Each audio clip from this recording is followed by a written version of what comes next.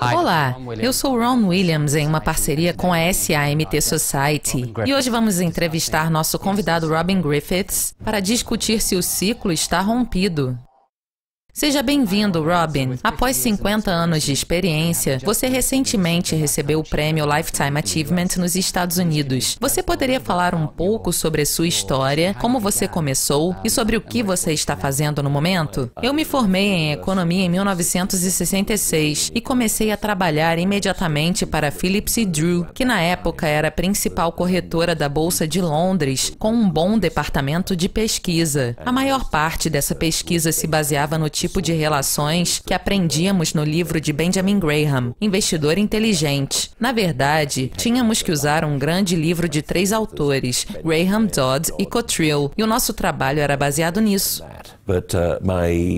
Meu trabalho era ligar para investidores institucionais para receber ordens, e eu recebia mais ordens se os preços das ações subissem, após o cliente ter comprado. Nós descobrimos que muitas vezes não eram as ações mais baratas que se saíam melhor, e sim as mais caras, porque as baratas custavam menos por uma razão e não eram muito boas. Então nós normalmente invertíamos algumas das pesquisas fundamentais e acabamos nos tornando estudantes das tendências de alta dos preços das ações.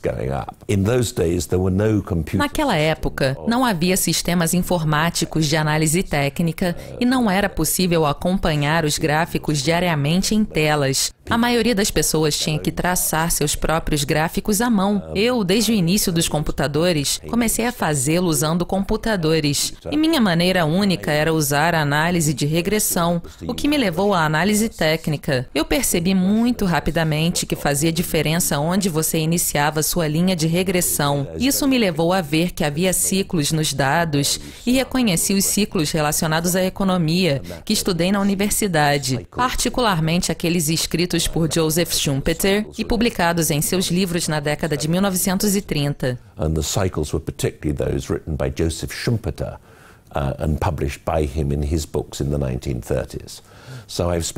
Então eu passei toda a carreira dizendo que esses ciclos econômicos estavam corretos. Eu consigo descobrir como o mercado de ações reagirá e planejar um roteiro para o gráfico do mercado de ações. Isso é mais ou menos o que eu tenho feito pelos meus últimos 50 anos. Em termos de metodologia, trouxemos aqui um slide explicando. Sim, embora eu seja conhecido como analista técnico, sempre me referi aos fundamentos. Então tenho uma abordagem combinada. E a última coisa a adicionar à abordagem combinada são modelos quant. A entrada para os modelos quant são os algoritmos da análise técnica, mas eles são em modelos quant, o que não é uma análise técnica estritamente antiquada. Então eu mesclo essas 3 coisas, economia, fundamentos básicos de Ben Graham e modelos quant, para tentar chegar a uma visão holística dos mercados mundiais.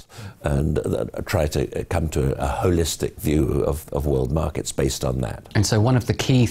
Um dos principais temas da sua apresentação aqui em Genebra foi a questão do rompimento do ciclo. Sim, no esquema de Joseph Schumpeter, há vários comprimentos de ciclo. Há um desvio sazonal anual, que parece estar funcionando bem. E em seguida, o próximo ciclo é de 4 anos e no momento, pelo menos não parece estar presente ou possivelmente esmagado por flexibilização quantitativa e taxas de juros negativas, porque você não pode ter um mercado altista de 8 anos na presença de um ciclo de 4 anos. Isso é mais ou menos o que acabou de acontecer. Os ciclos a mais longo prazo são os ritmos de década e em seguida, há ainda um ciclo mais longo chamado ondas Kondratiev, que ainda está funcionando bem. Estamos prestes a descobrir no futuro próximo se o ciclo de 10 anos está funcionando, porque sua previsão é correta. No 7º ano da década, ou seja, no presente, particularmente no 2º semestre deste ano, é provável que haja um repentino e alarmante recuo no mercado de ações, não na economia, mas sim no mercado de ações. O mercado mais provável a sofrer um recuo repentino seria aquele mais caro, caro ou muito pobre em valor. E o maior desses mercados é os Estados Unidos. Este mercado só esteve tão caro 2 vezes na história. Uma vez em 1929, que não foi muito bom, e uma vez no ano 2000, durante o pico da bolha na internet. O mercado agora está tão caro quanto vulnerável a um recuo. Um dos gráficos mais informativos que você nos mostrou explica a história de por que estamos em máximas recordes, mas essa não é a história completa. Sim, uma das razões é que o índice é ponderado pelo valor de mercado. Portanto, algumas empresas muito grandes podem dominar o índice. Neste gráfico, a linha laranja representa o índice SP e está subindo de forma quase linear, sem quase nenhuma volatilidade. Então, apenas considerando este gráfico, você se sentiria totalmente confiante para investir no mercado de ações dos Estados Unidos. Entretanto, se você considerar exatamente os mesmos dados apenas ponderando cada ação no índice, você também obtém essa linha verde e pode ver que ela atingiu o pico no ano de 2014. Em seguida se moveu lateralmente e agora está claramente em um mercado baixista. Portanto, a situação envolve riscos e estamos sustentados inteiramente por 8 ou 9 ações como Facebook, Amazon, Google e possivelmente Tesla. Isso é o que está mantendo o mercado em alta.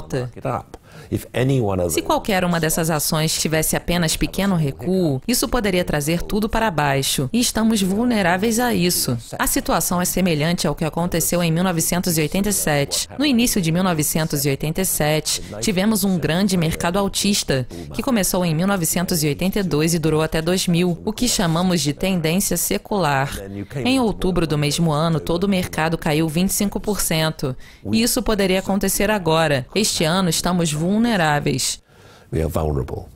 Você mencionou uma excelente analogia sobre o ônibus de 2 andares. Sim, na Inglaterra, especialmente em Londres, temos os icônicos ônibus vermelhos de 2 andares nas ruas. E você dificilmente será atropelado por um, porque pode vê-los facilmente.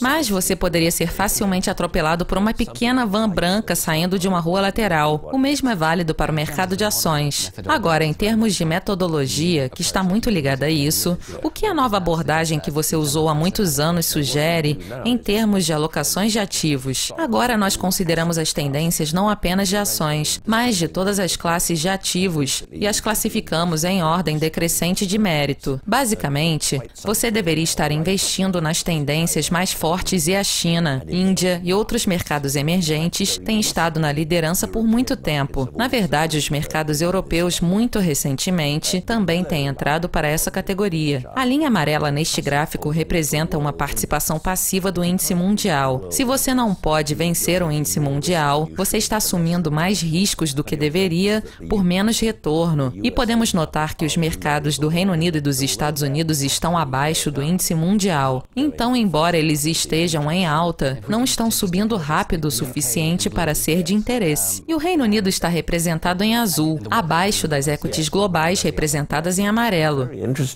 Sim, é muito interessante notar que as ações dos Estados Unidos em rosa estão praticamente iguais ao cash europeu. Um investidor europeu não tem nenhum incentivo para investir seus euros no mercado americano e deveria estar diversificando e entrando para os mercados no topo, aumentando assim a exposição aos mercados asiáticos.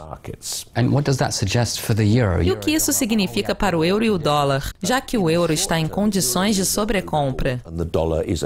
No curto prazo, o euro está em condições de sobrecompra e o dólar está sobrevendido, então veremos um pullback na direção oposta. Mas essa não é a principal tendência. A principal tendência é que o dólar está caindo. A época em que o dólar era a única moeda para o comércio global acabou. A China, particularmente, agora opera cada vez mais seu comércio em sua própria moeda, ou compra petróleo ou gás da Rússia em rublos. Então, estamos em transição para um mundo totalmente diferente do que temos visto nos últimos 40 ou 50 anos, e os mercados asiáticos se tornarão cada vez mais importantes e dominantes.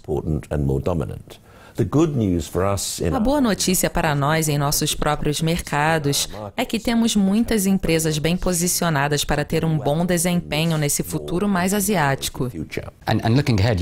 Você mencionou que a China e a Índia estão bem posicionadas para o longo prazo. O que esse gráfico nos diz? Isso foi no passado. Este gráfico nos mostra o histórico desde o ano 2000. A linha verde, muito volátil, representa o mercado chinês, que passou por pleno crescimento e também quedas, mas ainda cresceu cerca de 800%. A linha rosa representa a Índia, que é muito menos volátil, e agora cresceu cerca de 400%. A maior parte desse histórico representado aqui é referente ao período que antecede o primeiro-ministro Modi, que tornou o país dramaticamente mais dinâmico. Portanto, a Índia terá um desempenho superior a 400% e poderia se tornar um mercado líder. Na parte inferior do gráfico, temos o mercado americano e o mercado alemão, que é um dos melhores mercados europeus, mas não está subindo muito. Na parte esquerda temos o Reino Unido e no topo temos a China, com um desempenho de quase 800%.